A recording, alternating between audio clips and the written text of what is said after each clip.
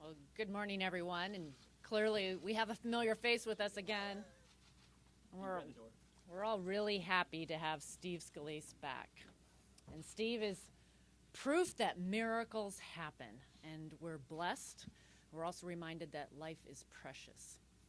And with everything going on in the world, we think about Las Vegas, and we think about the devastation in Las Vegas. We think about families and loved ones whose lives were cut short.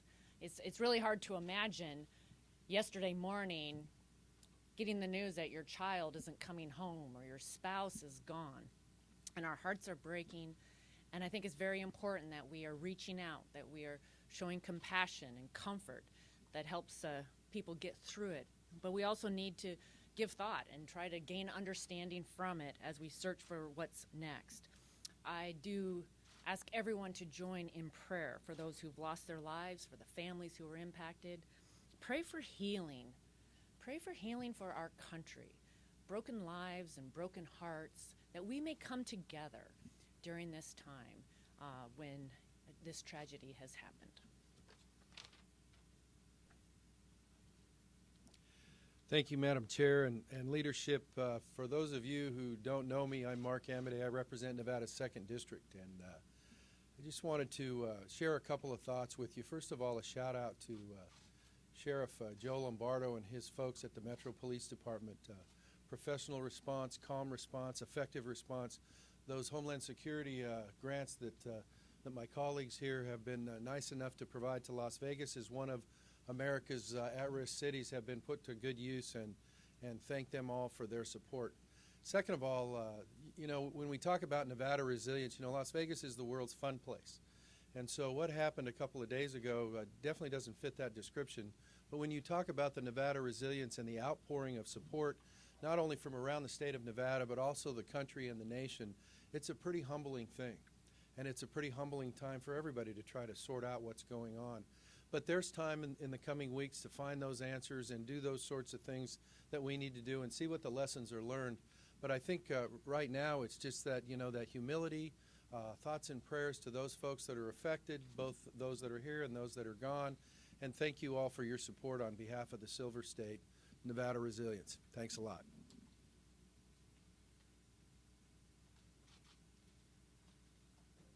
Well, let me first say it's great to see all of you, and it's great to be back.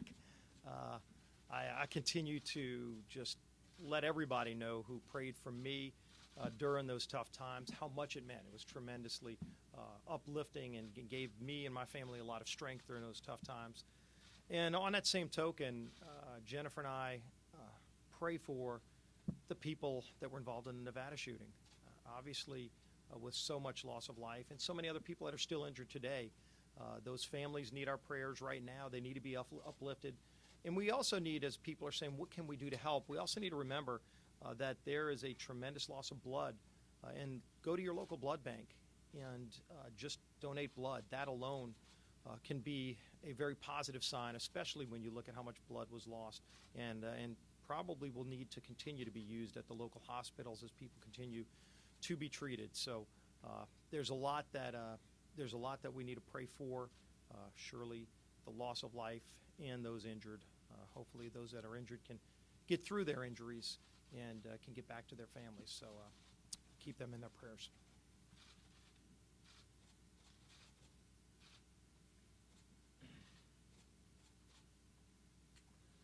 It was so uplifting to have Steve back.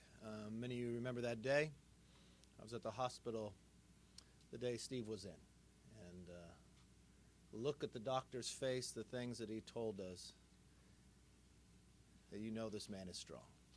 When his wife Jennifer arrived and the struggle of whether he was going to be able to overtake what has fallen upon him, she said, "You don't know the strength of my husband." And you look at his face and the number of times we'd go visit him. I remember my wife and I were in there on 4th of July, and you just got an infection. You never knew it. And the words that he spoke on that floor Thursday, I hope Congress remembers the spirit that they felt last Thursday as we move forward. We'll have philosophical differences, but there's so much more that unites this nation. And in moments like this is the times that we look for the things that are important. And we are just so thankful you are back and the spirit in which you come. We woke yesterday to another tragic loss. As Mark talked about, Las Vegas is more than just a city. Las Vegas is a city not just for America, but for an entire nation and a world. Everyone felt that loss because there were people from all around there. I have 3 constituents who lost their lives that day. I have others sitting in the hospital. Bailey Schweitzer, she was a 20-year-old girl, just attended Centennial High School, big country music fan. Family owns the Bakersfield Speedway. She was there with her mother and friends. She's one of the best friends to my district director's daughter and lives 3 doors down. Jack Beaton. He's the father of 2, and he was celebrating his 23rd wedding anniversary with his wife. When the shots rang out, he jumped in front of his wife, and he gave the ultimate sacrifice for the one he loved. Victor Link, 55 years old, was born in Shafter. His family still lives there. Inside the hospital, I have a Bakersfield police officer off duty. Officer Aaron Mundinke. He had hip surgery yesterday. Say he'll make a good recovery. I have another young lady that's in the ICU. Last night, I shared dinner with our president. We spoke about that day. I told him I thought his comments, his moment of silence for the nation to help bring us together. Mark and I will travel with the president tomorrow to Las Vegas. I know in these horrific acts, these horrific crimes, these individuals, when they try to divide our nation, it's really a time that we have to heal. It's really a time that we find what divides us to put aside. I know what these families are going to go through, and we need to be there for them. We need to find that we are stronger, and we cannot allow this terror to win. I yield back.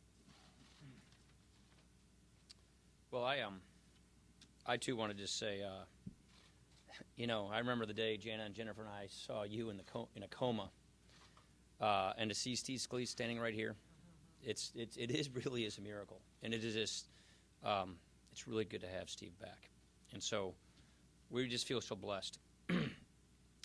I also know we are all just reeling from this horror that we witnessed in Las Vegas. As we speak, we have a lot of people in the hospital right now fighting for their lives. Parents are grieving for their children. This is just awful. We cannot let the actions of a single person define us as a country. It's not who we are.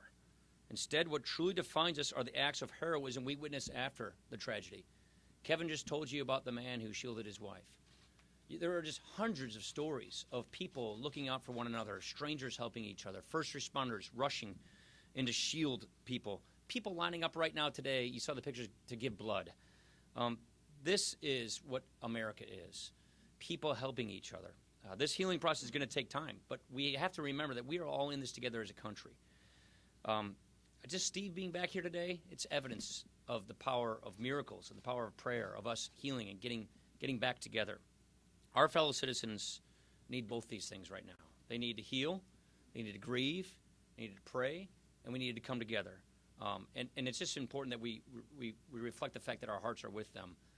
This is not a good day because we had an awful day 2 days ago, but we will have better days in the future because our country is resilient and we will overcome this. Any questions?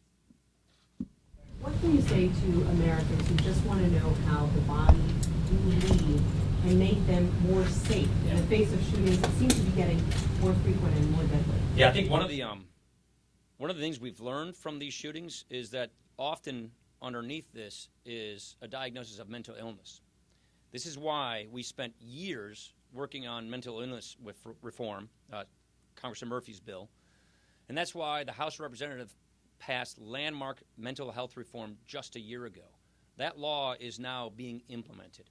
So I think it's important that as we see the dust settle and we see what was behind some of these tragedies, that mental health reform is a critical ingredient to making sure that we can try and prevent some of these things from happening in the past. So that's just one example of the things that Congress has done to make sure that we can try and get ahead of these problems. Then was it a mistake to make it easier for mentally ill people to get it done?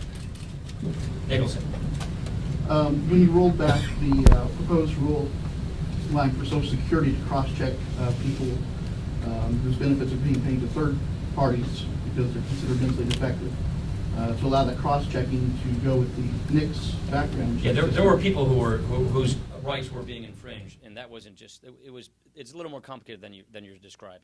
You don't think that goes in the opposite direction what you just said about mental health? Protecting people's rights was very important, and that's what that issue was all about. Last question. Do you expect the Sportsman's Act with the gun silencers provision to come to the floor, and do you personally support That bill's not scheduled now. I don't know when it's going to be scheduled. Right now, we're focused on passing our budget. By the way, we're bringing our budget up this week. I don't know if you knew that, but we're bringing our budget up this week. The reason we're bringing our budget up this week is we want to pass tax reform because we think that's one of the most important things we can do to improve people's lives. That is our present focus, and the Sportsman's bill is not scheduled. Thank you.